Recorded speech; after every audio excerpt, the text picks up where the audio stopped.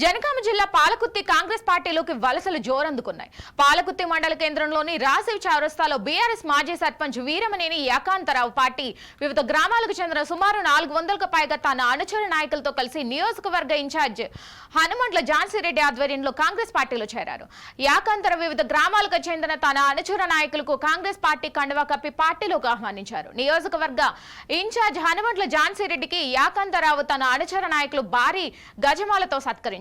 అనంతరం రాజీవ్ చౌరస్తా నుండి రెడ్డి గార్డెన్స్ వరకు భారీ ర్యాలీ నిర్వహించారు. అయితే స్టేజ్ పైకి తమను పిలవలేదు, పార్టీలో సరైన ప్రాధాన్యత లేదంటూ కాంగ్రెస్ సీనియర్ నాయకులు, యువజన నాయకులు అసహనం వ్యక్తం చేస్తూ కార్యక్రమం మధ్యలోనే వెనుతిరిగారు. మీరందరూ కూడా దేనికి భయపడాల్సిన అవసరం లేదు.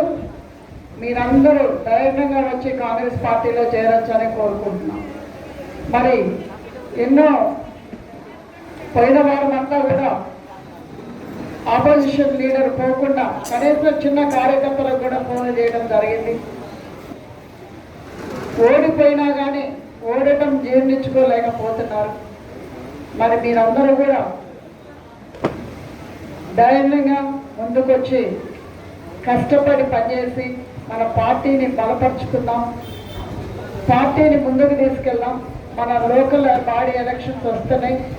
ఆ లోకల్ బాడీ ఎలక్షన్స్లో కూడా మనందరం కూడా కంకణం కట్టుకొని కష్టపడి పనిచేయాలని కోరుకుంటూ, మరి ఎంతోమంది లీడర్స్ ఉన్నారు మన దాంట్లో.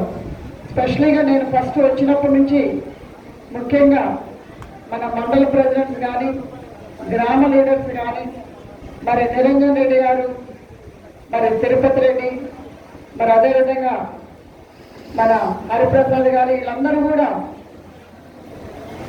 అసెంబ్లీ ఎలక్షన్స్ ముందు వచ్చిన వాళ్ళ ప్రతి ఒక్కరు ఎంతో కష్టపడి మన ఎమ్మెల్యే గారిని 40 మన రాఘరావు గారు కూడా ముందుగానే వచ్చారు. రాఘరావు గారు కూడా చెప్తున్నాం. మరి ఎంతోమంది అసెంబ్లీ ఎలక్షన్స్ ముందు వచ్చి కష్టపడి మరి మన ఎమ్మెల్యే గారిని 49,000 మెజారిటీతో గెలిపించుకోవడం జరిగింది.